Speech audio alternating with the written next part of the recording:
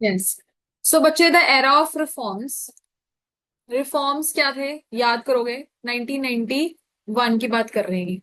ठीक है, रिफॉर्म्स तो तभी आए थे हमारे। बच्चा, अब यू माइट नॉट नो कि ये जो 1991 के रिफॉर्म्स है ये सीधा एक दिन में ही लागू नहीं हुए कि भाई लगा के एलपीजी की जरूरत है और लगा दो बिना टेस्टिंग के ना। गवर्नमेंट ऐसा कभी भी कोई स्टेप नहीं ले सकती बच्चे। So there was this thing which I am sure आपको इससे पहले नहीं पता होगा, that there was something which was known as early liberalisation reforms. ठीक है। लिबरलाइजेशन का मतलब होता है कि आप क्या कर रहे हो बच्चे, बताओ मेरे को। लिबरलाइजेशन का मतलब क्या होता है? हमने क्वेश्चन भी करा था कि डीरेगुलेशन करना, डी लाइसेंस करना। जो लाइसेंसिंग एंड परमिट्स की प्रॉब्लम थी, जो हम इतने ज्यादा रिस्ट्रिक्शंस लगा के बैठे थे, किसके ऊपर बच्चे? प्राइवेट कंपनीज के ऊपर, कि आप ग्रो नहीं कर सकते, आपको लाइसेंस लेना पड़ेगा। आप डाइवर्सिफाई नहीं कर सकते, आपको लाइसेंस लेना पड़ेगा। आप प्रोडक्टिव कैपेसिटी अपनी इंक्रीज नहीं कर सकते, आपको लाइसेंस लेना पड़ेगा। तो ये सारी चीजें जो है धीरे धीरे धीरे धीरे गवर्नमेंट ने क्या करनी शुरू करी बच्चे? लिबरलाइज करनी शुरू कर दी। लिबरलाइज करनी शुरू कर दी, क्यों? क्यों? क्योंकि गवर्नमेंट को लगा कि भाई अब तो मेरा हो रहा है काम खराब, मेरे ऊपर हो रहा है बहुत ज्यादा fiscal deficits. At the same time BOP की सिचुएशन भी ऐसी है, हमारी इकोनॉमी की ग्रोथ रेट कुछ होने रही है, क्योंकि मेरे ऊपर dead and decay heavy weights हैं of providing subsidies, of giving welfare, and I have nothing in my hand. I don't have that much revenue. ठीक है। So government had to liberalize। ठीक है। तो बच्चे कुछ ये जो आपकी एलपीजी पॉलिसीज थी ये एकदम से फर्स्ट डे पे इनिशिएट नहीं हुई थी इन द ईयर 1991। रेदर इसको कुछ टाइम पहले ही, स्पेशली आफ्टर 1985, ठीक है, मतलब 5 साल पहले ही, 5 साढ़े 5 6 साल पहले ही इन्होंने स्टार्ट कर दी थी चुप चुपा के। ठीक है। जिसको पब्लिसाइज नहीं किया था, इस वजह से इसको रिफॉर्म ऑफ स्लेथ बोलते हैं। ठीक है, स्लेथ ये लिखा हुआ है। ठीक है, ये क्यों बोलते हैं? क्योंकि हमने इसको पब्लिक नहीं किया था कि गवर्नमेंट जो है ऐसी कोई पॉलिसीज को टेस्ट कर रही है, ये अंदर ही अंदर करी गई और देखा गया कि देखते हैं कि इससे क्या फर्क पड़ेगा, इससे क्या फायदा होगा। अगर तो फायदा हुआ तो इसको हम पब्लिसाइज करके एक क्या बना देंगे, एक पॉलिसी बना देंगे, जिसको हमने एनईपी के हिसाब से बात करी। लेकिन ये बिना बताए चुपचाप बच्चे हमने क्या किया था? स्टडी एंड स्लेथ फॉर्म में, मतलब प्राइवेटाइज चुप चुप फॉर्म में छुप छुपा के हमने ये कुछ रिफॉर्म्स लेके आए। ठीक है। So the seeds of early liberalisation and reforms जो है वो हमारे स्पेशली स्टार्ट हुए आफ्टर 1985।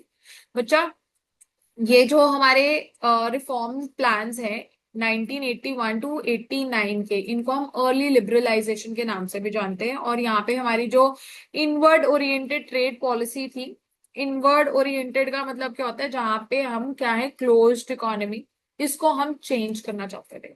मतलब we wanted to have less control in our own hands. हम चाहते थे कि let others also, like through globalization, let's make sure that we enter into trade with rest of the world in हमारे वो हो, imports के ऊपर restrictions कम रहे, एक्सपोर्ट को हम प्रमोट करें। So even that is liberalisation. Yes, you had less licensing, less problems, less restrictions on imports and export. Number two, जो प्राइवेट कंपनियों को हम एंटर नहीं करने दे रहे थे, let them enter, let us disinvest. ठीक है। सो ये सारी चीजें थ्रू एलपीजी हमने करी थी। सो क्योंकि बच्चे स्टार्टिंग में ये जो रिफॉर्म्स हैं ये पब्लिसाइज नहीं किए गए थे इन टाइम पीरियड के अंदर, तो इस वजह से इसको फॉर्म ऑफ स्लेथ भी बोले जाता है। ठीक है। तो हमारी कंट्री ने ना बच्चे क्या किया, इसने हमारी कंट्री में ये देखा गया 1980s में हमारा जो ग्रोथ रेट था वो इतना कुछ खास नहीं था, लेकिन 1985 टू 1990 में, ठीक है ना, सिक्स्थ प्लान गया 1985, 80 से 85, एंड द सेवेंथ प्लान ये, क्योंकि 5 5 साल के होते हैं ना बच्चे, एक ये हो गया, this was the sixth plan, and एक ये हो गया, this was the seventh plan. हमने देखा कि हमारा जीडीपी जो है वो ग्रो कर रहा है। देखो, जब हिंदू ग्रोथ रेट था वो कितना था? सिर्फ 3.5%। सॉरी। उसके बाद हमने जब ये स्लेथ रिफॉर्म्स लेके आए तो हमने देखा, अरे यार 80 टू 85 में हमारा जो है जीडीपी एकदम ग्रो कितने पे करने लग गया बच्चा? 7.5%। एनुअल ग्रोथ रेट की बात करें जो कि 3.5 पहले था जब हिंदू था, उसके बाद बच्चे जब हमने ये चुप चुपा के रिफॉर्म्स करने शुरू करे तो हमने देखा यार हमारा जीडीपी तो बहुत बढ़िया ग्रो कर रहा है। ठीक है, फिर हमने अगले साल देखा, हमने कहा फिर ग्रो कर रहा है, इसका मतलब हमारा काम जो है बढ़िया चल रहा है। Let's LPG. ठीक है, सो बच्चे अब ये बताया गया कि अर्ली रिफॉर्म्स में हमने क्या क्या किया। इंडस्ट्री ट्रेड एंड टैक्सेशन में हमने रिफॉर्म्स लेके आए। इंडस्ट्री ट्रेड एंड टैक्सेशन में कैसे? इंडस्ट्री में गवर्नमेंट ने अपनी खुद की कंपनियों को सॉरी उसने क्या करा, बहुत सारी कंपनीज को डी लाइसेंस किया, बोला कि अब तुमको लाइसेंस लेने की जरूरत नहीं, अगर तुम एक्सपैंड कर रहे हो करो, तुम डाइवर्सिफाई करना चाहते हो तुम करो। ठीक है, जिसको हम यहाँ पे बात कर रहे हैं, देखो 1985 में delicensing of 25 broad categories of industries were done, and उसके बाद और भी बहुत सारी की गई। फिर ब्रॉड बैंडिंग का मतलब है कि अगर आपको प्रोडक्ट मिक्स चेंज करना है, so for a company who used to produce cars and later on if you wanted to produce trucks, obviously there were rules and regulations and licensing and permits that you were to obey, but इसके बाद क्योंकि हमने क्या कर दिया, relax कर दिया था लाइसेंसिंग को इंडस्ट्रीज में, ये कहा गया कि नहीं कोई दिक्कत नहीं, अगर तुम सेम उसमें वो डाइवर्सिफाई करना चाहते हो it's absolutely fine, you can do it even without licensing. Right, trade में क्या किया गया, आपको इंपोर्ट्स एंड एक्सपोर्ट्स भी फिर से अलाउ किए गए, क्योंकि हमें पता है कि सिर्फ 14 दिन का हमारे पास रिजर्व रह गया था, और हमें पता था कि अगर ऐसा हुआ तो हम बिल्कुल ही डूबे जाएंगे। टैक्सेशन में कैसे किया गया बच्चा, जो हमारे इंपोर्ट्स के ऊपर टैक्स लगता था दे वो very huge, like around 300 to 400% tax आप ऊपर देते थे, मतलब अगर 100 रुपए की चीज है तो 350 400 उसके ऊपर टैक्स लगता था। ठीक है, तो उसको कम कर दिया गया बच्चे, इट वॉज रिड्यूस्ड। ठीक है, सो दैट इम्पोर्ट्स जो है इनकरेज हो, आप इम्पोर्ट करोगे आप, और बहुत सारे एवेन्यूज दिए गए फॉर एक्सपोर्ट्स, आपको कहा गया आप एक्सपोर्ट करो तो हम आपको हेल्प करेंगे। तो ये कुछ रिफॉर्म्स है जो कि लाए गए उस टाइम पे। आओ रीड करते, फर्स्ट वाला तो मैंने आपको पढ़ा दिया। Second, the facility of broad branding जो है, it allowed flexibility without going for fresh licensing. ठीक है, जिसको हम प्रोडक्ट मिक्स या डाइवर्सिफिकेशन भी कहते हैं, एग्जाम्पल ही मैंने आपको सेम दे दिए। Second, to relax the hold of the licensing capacity constraints on MRTP in 1885-86, जो है वो पहले जो बच्चे हमारी एमआरटीपी मैंने आपको बताया ना, कहती थी कि तुम इससे ज्यादा अगर तुम्हारा टर्नओवर होगा तो मैं तुम्हें तोड़ दूंगी, तुम्हारे पर अप्लाई होगा, तो वो जो टर्नओवर की लिमिट थी ना दैट वाज 20 करोड़। ठीक है, अब कितनी कर दी, 100, देखो बार जो है बहुत ऊपर कर दी है ना, +80 करोड़ कर दी, तो मतलब इसको भी इसको स्ट्रिंजेंट से लेस स्ट्रिंजेंट या फिर रिलैक्स्ड कर दिया गया। पहले बच्चे मल्टी पॉइंट एक्साइज ड्यूटी लगती थी जहां पे डबल टैक्सेशन हो जाती थी। ठीक है, टैक्स के ऊपर टैक्स लग जाता था, हर पॉइंट पे टैक्स लगता था, तो टैक्स के ऊपर टैक्स लगता था जो कि प्रॉब्लम थी। तो वहां पे हमने किस चीज को इंट्रोड्यूस किया, mod VAT, modified value added tax को इंट्रोड्यूस किया, which set the tax should be levied only on value addition. ठीक है, और आपको फिर इनपुट टैक्स क्रेडिट भी मिलता था, तो ये बेनिफिट्स रहे, हर एक की कॉस्टिंग कम हो गई।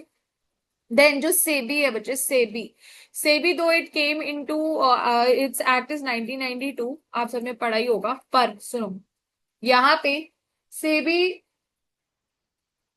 सेबी के जो बच्चे एक्ट है वो 1992 की थी, जिसको स्टैट्यूटरी इंपॉर्टेंस आप सबको पता होगा कि कैसे लॉ पास होके पहले बिल बना, लॉ पास हुआ, ऑफिशियल गैजेट में गया, तब जाके सेबी एक्ट 1992 में आई होगी। लेकिन इसको नॉन स्टैट्यूटरी बॉडी बनाया गया, मतलब which does not have any legal, like अभी इस टाइम पे पार्लियामेंट में भी नहीं गई है, पास नहीं हुई। जब पार्लियामेंट पास करता है तो बच्चे स्टैट्यूटरी इंपॉर्टेंस आ जाती है, अभी इस टाइम पे पार्लियामेंट से पास नहीं हुई। तब भी ये सेटअप कौन से साल में होगी थी, 1988 में हो गई थी। ठीक है, गवर्नमेंट ने कह दिया था, गवर्नमेंट ऑफ इंडिया जीओआई ने डायरेक्ट कहा कि लाओ जी सेबी को लेके आओ, लेकिन अभी वो जो बिल है that wasn't passed through the parliament, so even if it wasn't passed, GOI ने कह दिया तो देखो होनी तो थी, बट अभी still it was non statutory but था, it was still established. Then again open general licence OGL list was steadily expanded. ठीक है, number of capital goods item included in OGL list expanded steadily in reaching 1329 in April 1990। तो open general licence का मतलब है कि आप अगर कोई भी कैपिटल गुड्स जो है मैन्युफैक्चर करना चाहते हो, इंपोर्ट करना चाहते हो, तो उसके इंसेंटिव्स, मतलब ऐसा कहा गया था that if you want to import capital goods which are modernized, which are not available in our country, then you must import it. ठीक है, तो उसकी लिस्ट जो है उसको एक्सपैंड किया गया और कितने आइटम्स उसमें अलाउ किए गए, 1329 कैपिटल गुड्स को और अलाउ किया गया। ठीक है, फिर एक्सपोर्ट इंसेंटिव्स भी इंप्रूव किए गए। मैंने आपको बताया कि एक्सपोर्ट्स को और इनकरेज किया गया। एक्सचेंज रेट को बच्चे हमने खुद सेट किया था। ठीक है, exchange rate was set at a realistic level, जिससे एक्सपोर्ट्स हमारी इंक्रीज हो। वो कब होती है, जब हम अपनी वैल्यू रुपी को हमने डी वैल्यू किया, है ना, हमने अपनी करेंसी को डी वैल्यू किया, इस रेट पे बिठाया ताकि लोगों के लिए हमारा सामान चीप हो, सस्ता हो, ताकि हमारे एक्सपोर्ट्स बढ़ सके। और हमारे लिए बाहर का सामान बहुत महंगा हो, हमारे लिए बाहर का सामान महंगा हो, इस वजह से बच्चे हमारी इंपोर्ट्स क्या हो जाए, कम हो जाए। हिमांशी, इसमें तो नहीं बच्चे अब एक्सपोर्ट इंपोर्ट में दिक्कत आ रही? No, ma'am. किसी को भी बच्चे, since you are not interacting, are you all getting it? आज दिव्यांशी की कोई आवाज ही नहीं आ रही बिल्कुल ही, राघव भी नहीं कुछ बोल रहा, बाकी तो चलो तुम सब कम ही बोलते हो। क्लास में ही हूँ। समझ आ रहा है बच्चे? Yes ma'am. दिव्यांशी को आ रहा है समझ के, वो फोन रख के साइड पे सो गई है। नहीं मैम, आ रहा है। देन बच्चे, price and distributive controls on cement and aluminium work entirely abolished. तो बच्चे ये जो हमारे कंट्रोल्स है किस पे, सीमेंट और एल्यूमिनियम कंट्री इंडस्ट्रीज पे, उसको बिल्कुल ही खत्म कर दिया गया। नाउ बच्चे, this is again important MCQ that can be asked. कह रहे रियल इफेक्टिव एक्सचेंज रेट के बेसिस पे हमने रुपी को डेप्रिसिएट करा। ठीक है, was depreciated by about 30% from 85 to 86 to 89 90। तो इस टाइम पीरियड में, इन कितने सालों में ये पांच हो गए, और ये फिर उसके बाद लाइक कितने हो गए, ये सात सालों में बच्चे हमने क्या किया, रुपी को डेप्रिसिएट हो गया हमारा कितना, अबाउट 30%। आपको याद होगा डी वैल्यू गवर्नमेंट ने खुद से कितना परसेंट से किया था, 18% से किया था। सो उससे क्या हुआ बच्चे, हमारे एक्सपोर्ट्स जो है वो इंक्रीज होने लग गए। ठीक है, इंपोर्ट्स हमारे रिड्यूस होने लग गए। तो बच्चे और ज्यादा इंक्रीज, मतलब इसी से हम देखते रहे कि हमारा रुपये की वैल्यू और डेप्रिसिएट होती रही, क्योंकि इन्फ्लेशन आता रहा, तो और ज्यादा रुपये की वैल्यू डेप्रिसिएट होती रही, और वो कहाँ तक गई बच्चे, 30% तक गई। ओके गाइस,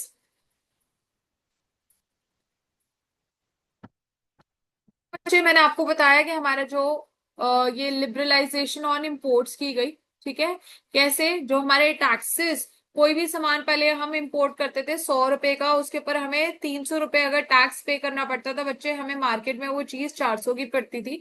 तो इसके ऊपर बहुत एक्सट्रीम लेवल तक हमने टैरिफ्स को, टैरिफ्स मतलब टैक्सेस ऑन इंपोर्ट को रिड्यूस किया, ताकि ये जो है मार्केट, हमारी इंडियन मार्केट दोबारा से कैप्चर कर सके। Okay, guys. Then, however, the growth of performance of the economy was thought due to the structural inadequacies and distortions. कह रहे हैं यार, ये सब कुछ करने के बाद भी हमारी जो है हिंड्रेंस थी, किस चीज के से, स्ट्रक्चरल प्रॉब्लम्स थी। स्ट्रक्चरल मतलब अगेन, हमारा जो पब्लिक सेक्टर था वो बढ़िया था, प्राइवेट सेक्टर को कुछ दे नहीं रखा था, राइट। बहुत ज्यादा लाइसेंसेस वगैरह उसको लेने पड़ते थे, मतलब हमारा primary, secondary and tertiary sector जो है उसमें जो है इतनी अच्छी ग्रोथ नहीं थी। प्राइमरी तो चलो ठीक है, छोड़ रखा था, गवर्नमेंट की कोई खास इंटरफेरेंस नहीं थी, बट यहाँ तो प्रॉब्लम थी ना यार, यहाँ पे और इधर भी, ये भी ग्रो नहीं हो पा रहा था हमारा। सो इस वजह से बच्चे, गवर्नमेंट ने क्या कहा कि मैं अपने आप को डी नेशनलाइज कर रहा हूँ, डिस इन्वेस्ट कर रहा हूँ, ताकि जो है प्राइवेट सेक्टर इन्वेस्टमेंट्स इंक्रीज हो सके। हमने लाइसेंसेस खत्म किए, हमने पब्लिक सेक्टर की जो कंपनीज, हमने कहा था कि इंडस्ट्रीज यहीं पे इन्वेस्ट करेंगी, उस रिजर्वेशन को खत्म किया।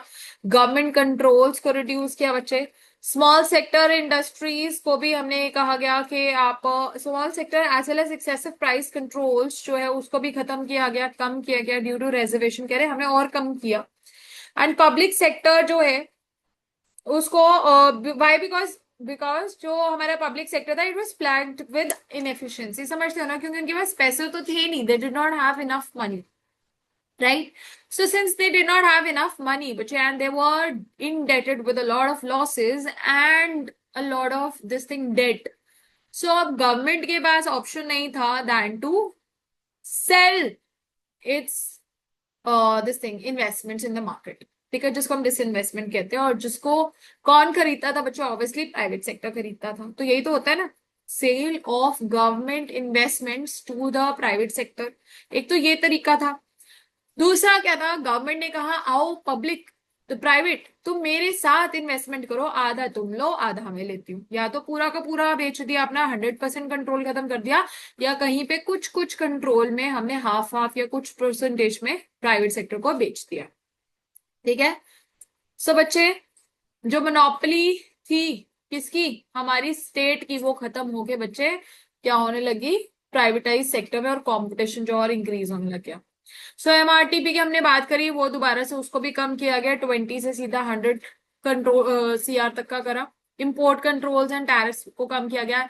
एफएफआईज जो है एंड एफडीआईज इंक्रीज किए गए। मार्केट से इंपोर्ट्स रिस्ट्रिक्शन खत्म किए गए। अगर इंपोर्ट रिस्ट्रिक्शन खत्म होंगे बच्चे, तो ऑब्वियसली फॉरेन कंपटीशन आएगा। डोमेस्टिक कंट्री, हम पढ़ते थे ना, to protect domestic country from foreign competition, हमने इंपोर्ट रिस्ट्रिक्शंस लगाए थे।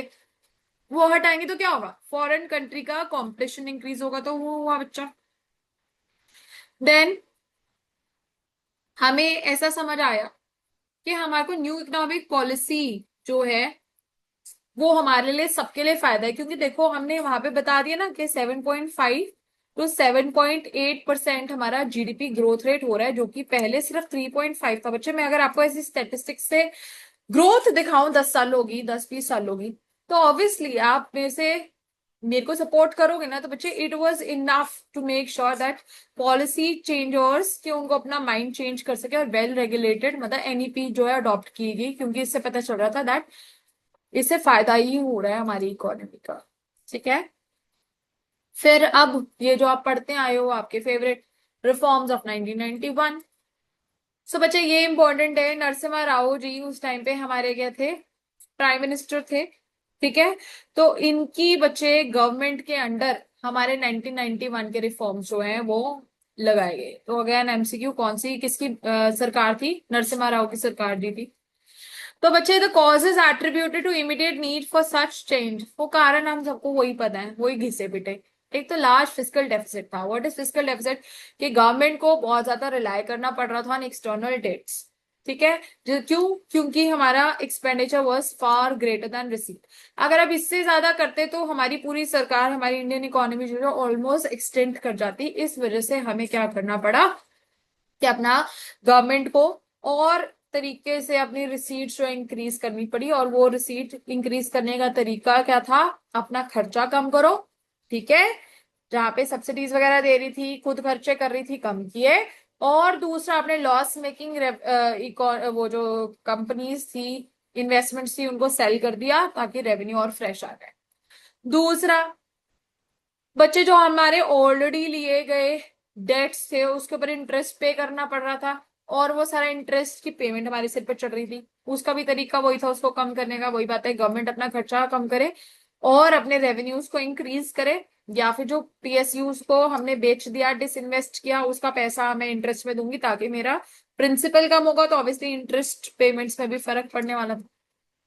अब एक और प्रॉब्लम हुई, देखो दो तो हमारे को समझ आई, एक तो फिस्कल डेफिसिट और इंटरेस्ट, ये दोनों गवर्नमेंट से रिलेटेड थी। नेक्स्ट क्या हुआ बच्चे? हमारी जो गल्फ कंट्रीज थी उनके बीच में वॉर छिड़ गई। उन्होंने कहा, मतलब उनकी वॉर बाकियों के साथ छिड़ गई। उन्होंने कहा हम जो है ऑयल एक्सपोर्ट नहीं करेंगे बाहर के देशों में, ठीक है। तो बच्चे, उस वजह से ऑयल के प्राइसेस बहुत ज्यादा इंक्रीज हो गए। अब हमारी कंट्री में जो है, अब पहले ही हम डूब रखे हैं। देखो ऑयल हमारे पास है नहीं, हमें तो इम्पोर्ट ही करना पड़ता था।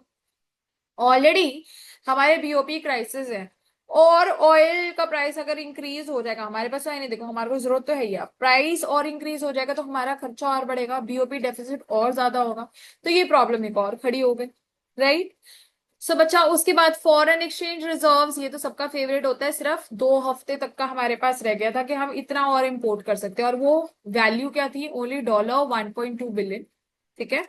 देन इंपोर्ट रिस्ट्रिक्शंस जो हमने पहले कर रखे थे बच्चे, उसे इंडस्ट्रियल आउटपुट भी हमारा कम हो रहा था, क्योंकि हमारे पास इतने अच्छी कोई कह लो और चीजें नहीं थी, कैपिटल प्रॉब्लम्स भी थी हमारे पास और सामान जो हमारे को पता ही नहीं चलना कि मार्केट में क्या बिक रहा है।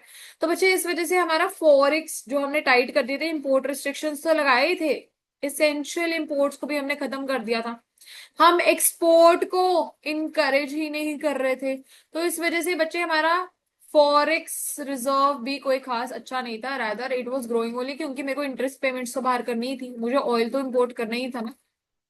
देन व्हाट एल्स बच्चे, इन सब के बाद हमारे को आईएमएफ से हमने पैसे उठा रखे थे, ठीक है। तो अगर हमारे पास आईएमएफ से पैसा उठाना था बच्चे, एक तो स्ट्रिंजेंट कंडीशंस थी, दोबारा से फॉरेन डिपेंडेंस एंड इंटरफेरेंस होनी थी हमारी बाहर से, और उसके अलावा बच्चे अगर हम पैसा बाहर से बार बार ज्यादा ज्यादा उठाते रहते हैं तो बच्चे हमारी वैल्यू, हमारी करेंसी की वैल्यू और गिरती है, हमारी क्रेडिट वर्दिनेस और कम होती है।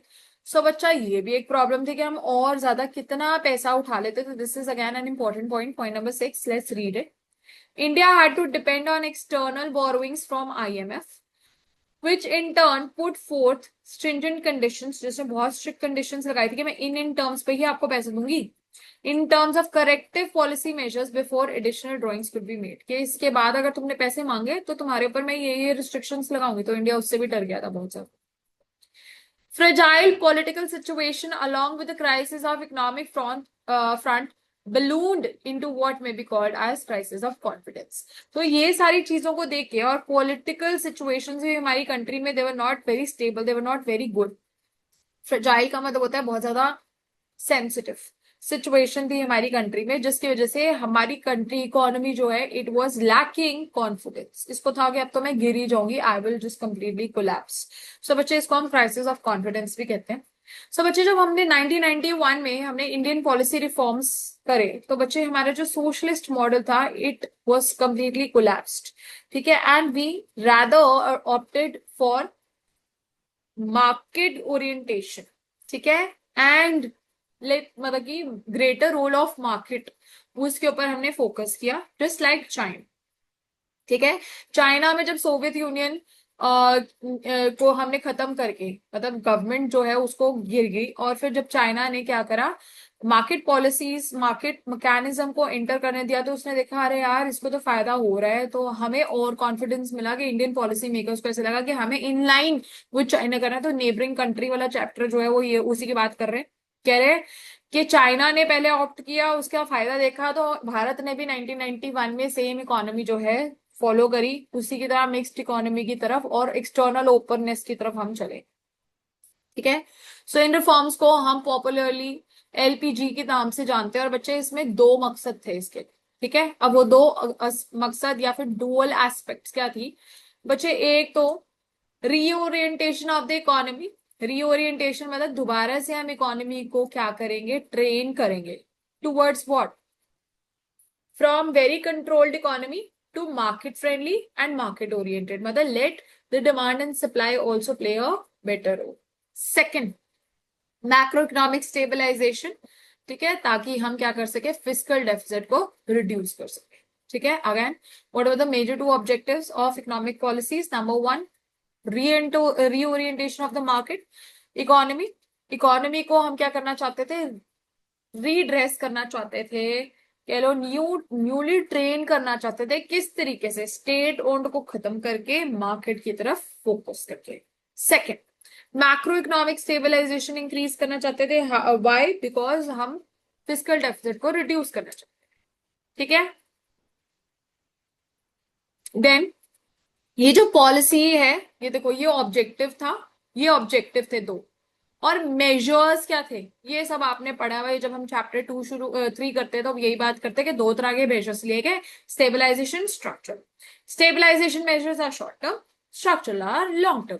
स्टेबलाइजेशन मेजर का मतलब होता है कि हम क्या कर रहे हैं, बीओपी की सिचुएशन को ठीक करना चाहते हैं, हम प्राइस को ठीक करना चाहते हैं, हम इन्फ्लेशन को नॉर्मल करना चाहते हैं। Structural reforms are long term, structural means a paradigm shift from primary to secondary and then tertiary. How can I increase or rather कह लो कि मैं बेटर कैसे कर सकती हूँ अपने स्ट्रक्चर को, ठीक है, प्राइमरी सेकेंडरी एंड टर्शरी में। सो ये वाली बातें जो है हमने देखी, ये दो मेजर्स लिए गए अगेन अगेन 1991 के दो ऑब्जेक्टिव से, रीओरिएंट करना इकोनॉमी को, दूसरा क्या है, स्टेबलाइज करना ताकि हमारा फिजिकल डेफिसिट कम हो। और मेजर्स कौन से दो थे बच्चे, stabilisation, structure. Stabilisation are short term, structural are long term. Clear? Say yes और नो गाइस?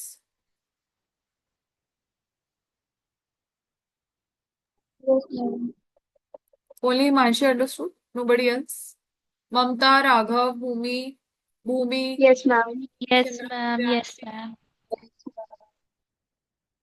चलो गुड। ना बच्चे, what are fiscal reforms? Fiscal समझते हैं रिलेटेड टू द गवर्नमेंट, ठीक है। तो गवर्नमेंट ने क्या किया, क्या होगा बच्चे, अपना करंट अकाउंट डेफिसिट को कम करने के लिए, ठीक है। करंट अकाउंट डेफिसिट किससे रिलेटेड होता था बीओपी में, याद करो, इंपोर्ट एंड एक्सपोर्ट, है ना।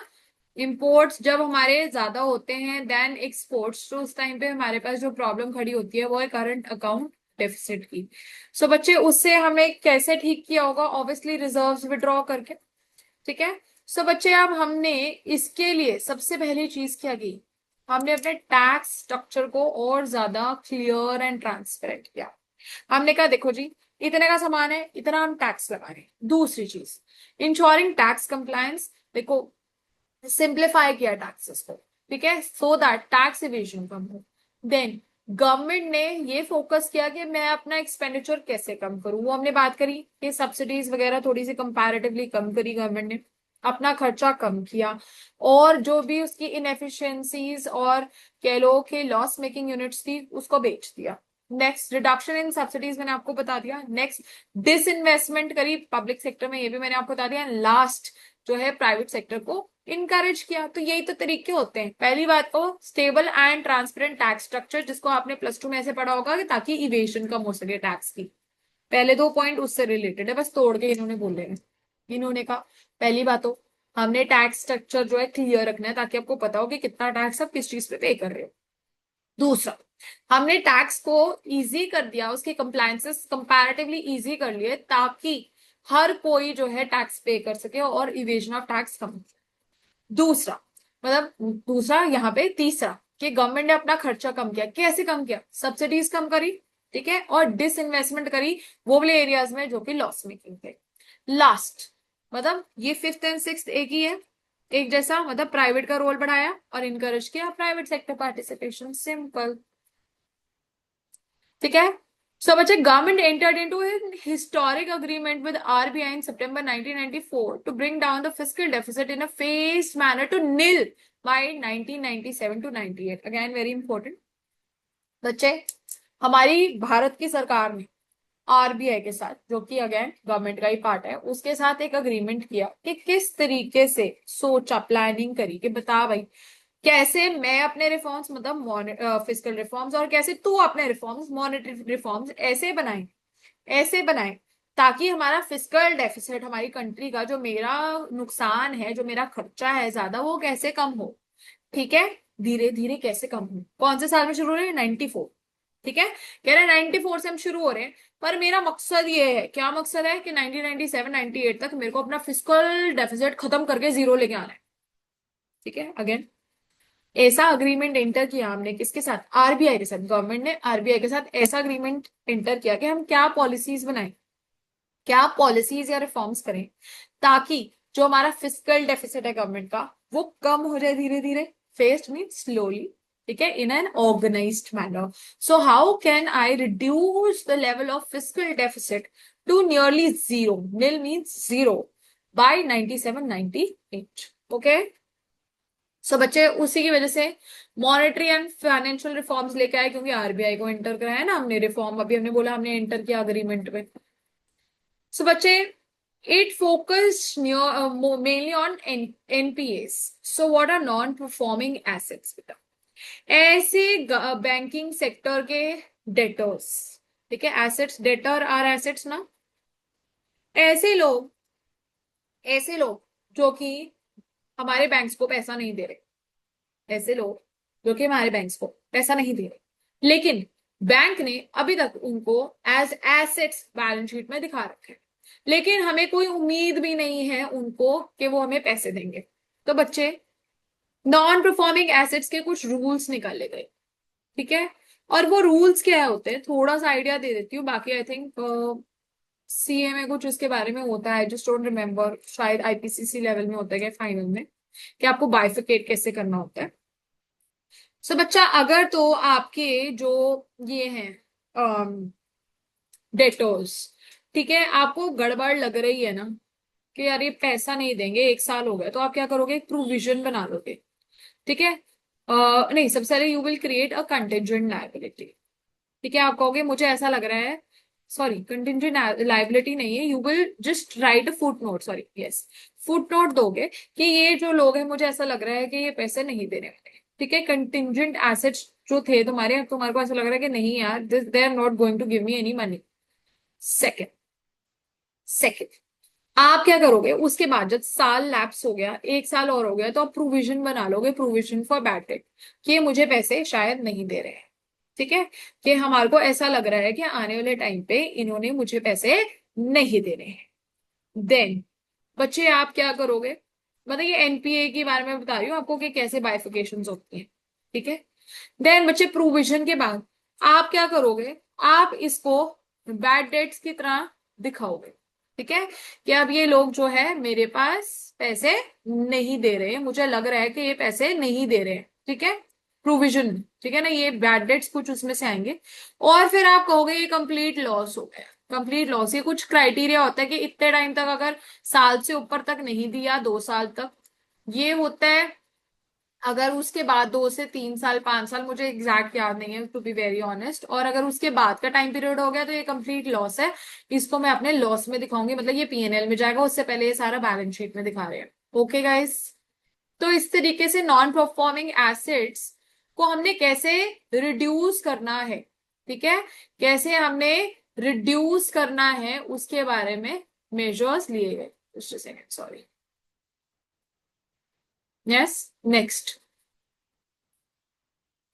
So focus was mostly on reducing the burden of non-performing assets on the government banks, introducing and sustaining competition। देखो, एक तो नॉन परफॉर्मिंग एसेट्स की हमने लिस्ट बना ली, हमें पता था यार अब ये पैसे आने नहीं वाले, इनको लॉस में, इनको अब हम दिखाएंगे कहाँ, as not your assets rather losses, ठीक है। जिस वजह से बच्चे क्या होगा, हम अपने बैंक्स को डी नेशनलाइज करेंगे, मतलब इनके एसेट्स को हम सेल करेंगे to private people, so that there will be more competition, and हम अपने इंटरेस्ट रेट्स को और डी रेगुलेट करेंगे, मतलब उसके ऊपर भी रेगुलेशंस, या जो हम पहले लोन देते थे इतनी मुश्किल मुश्किल से, वो कैसे अब कम किया जाएगा। तो इसमें इंपॉर्टेंट मेजर्स क्या क्या थे वो अब यहां से समझ आएंगे, सिर्फ एक इंट्रोडक्शन था। आरो इंटरेस्ट रेट्स को कम किया गया और कंट्रोल्स के ऊपर भी कम किया गया बच्चे, जो आरबीआई बैंक से इंटरेस्ट रेट चार्ज करता था उसको कंपैरेटिवली कम किया गया, ताकि लोग जो है ज्यादा लोन दे ले, ठीक है। दूसरा, हमने क्या करा, अपने पब्लिक सेक्टर और देखो प्राइवेट सेक्टर को भी बोल दिया कि तुम बैंक्स जो है सेटअप करो, फॉरेन बैंक्स भी यहाँ पे आने लगे, तो ऑब्वियसली कंपटीशन आया, कंपटीशन आया तो बच्चे बेटर कंज्यूमर फैसिलिटीज वगैरह मिलती है।